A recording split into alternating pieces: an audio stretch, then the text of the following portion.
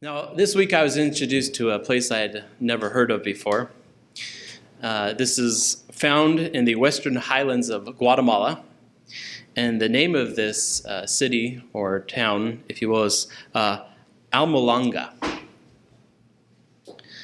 Now, this village or city is known by the title of the Vegetable Basket of the Americas. And this is in thanks to the sheer number of vegetable farmers that are found there. But even more than that, the epic size of their produce and how quickly it grows is tremendous. If you look online on the internet, you can see their carrots are the size of people's forearms. They're huge. They're just massive. I've never seen vegetables so big. Now, this is not the only reason that this place is interesting, because in the late 70s, this town didn't have the same amount of produce that it has now. They're shipping about 40 truckloads of vegetables out of their city weekly. But in the 70s, there was extreme alcohol abuse. They had 4 prisons in the town, and idolatry was rampant. They would frequently take busloads of people from the 4 jails, because it was so busy, and they would bus them to a bigger city to keep them there, because it was constantly overrun and filled with people. These people were dirt poor. They could barely afford to live. And the land around them just wasn't prosperous.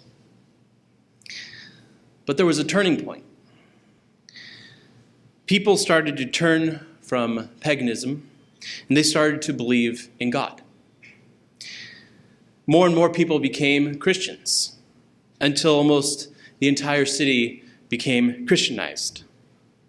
The issues with their idol worship stopped and disappeared. Their alcoholism disappeared. Their jails, all 4 of them, closed. And this is a city of about 25,000 people. Now, this is incredible to think about in a country that is predominantly Catholic and steeped in paganism. And the video I watched, it stated that when the people were converting to Christianity, many were fasting 3 to 4 times per week. In their limited understanding, they were doing the best that they could to please God. And I always find it fascinating that when people start to change their ways, things start to get better. It's not always perfect, right? Sometimes old past hurts linger. But it's like the Apostle Paul says in Philippians 3 and 13 and 14, you keep striving forward. You keep pressing forward, moving forward, not looking back at those things that were behind.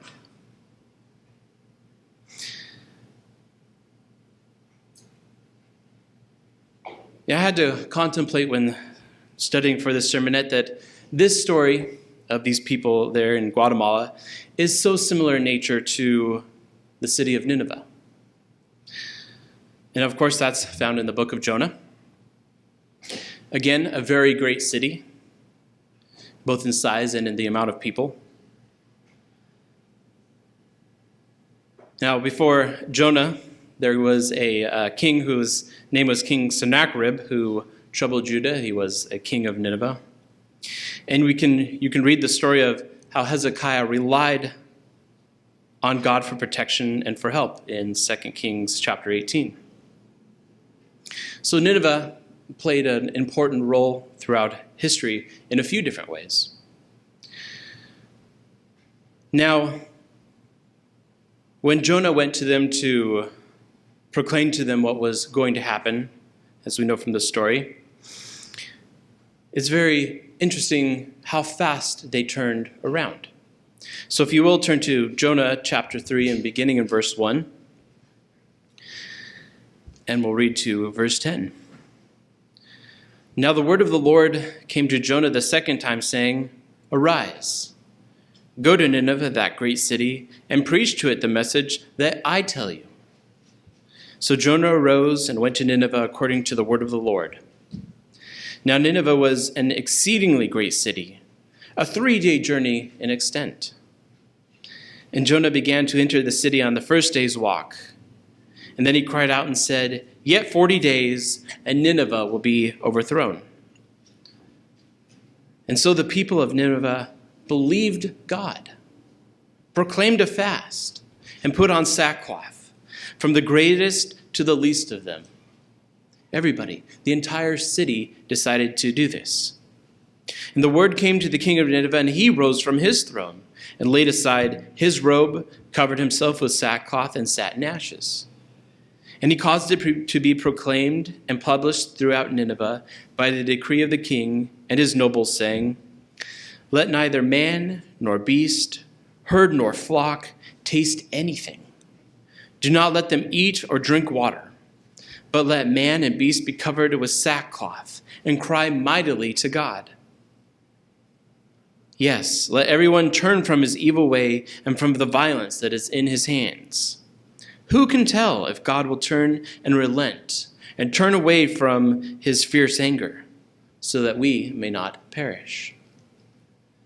Then God saw their works, that they turned from their evil way, and God relented from the disaster that he said he would bring upon them, and he did not do it. In each of these stories, these people were willing to turn to God.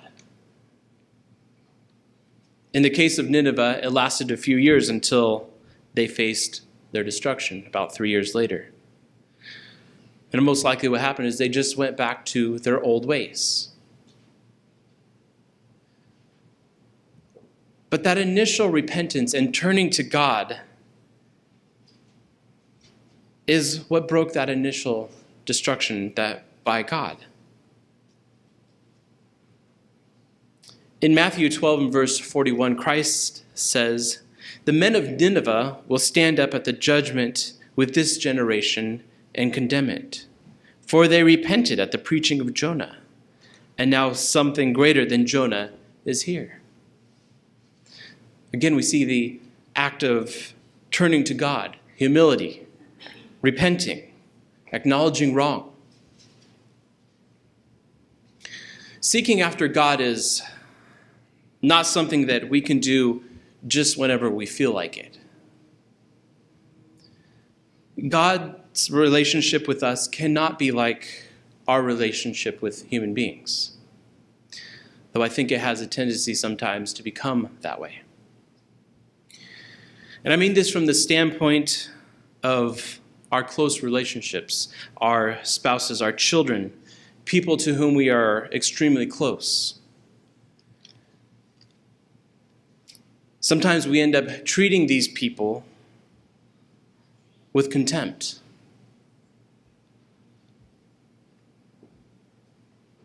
Maybe not the best, because we become too familiar.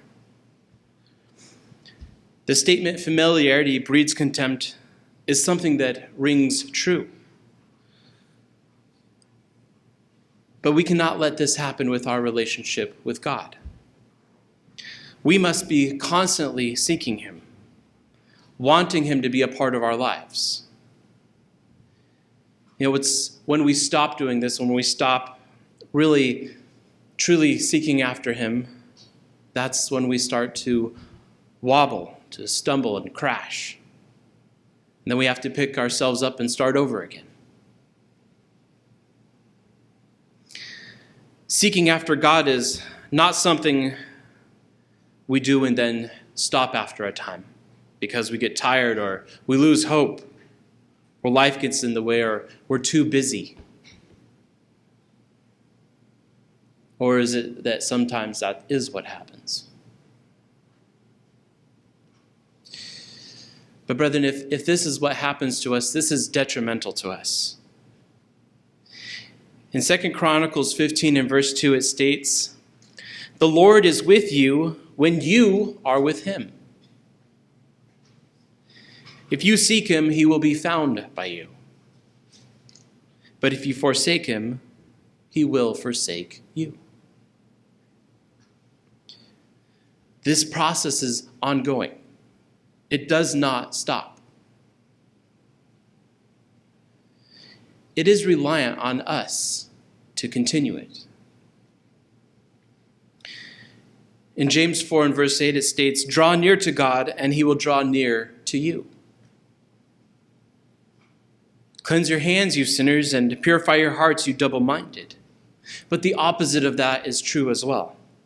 When we don't draw close to God, he will remove himself and his blessings from us. And then that purification which we had worked so hard for gets lost. The double-mindedness comes back. The spots of the world start to take over again. And so we must combat this by remaining close to God, making sure that we're seeking him. And finally, in Isaiah 55 and verse 6 and 7, it says, "Seek the Lord while he may be found. Call upon him while he is near." There may become a point in your life where if you haven't been seeking after God enough, God won't be near. "Let the wicked forsake his ways, and the unrighteous man his thoughts. Let him return unto the Lord, and he will have mercy upon him, and to our God, for he will abundantly pardon." What an amazing thing. What an amazing opportunity we have to continue to seek after God. But that is just what it is going to have to take, us seeking God.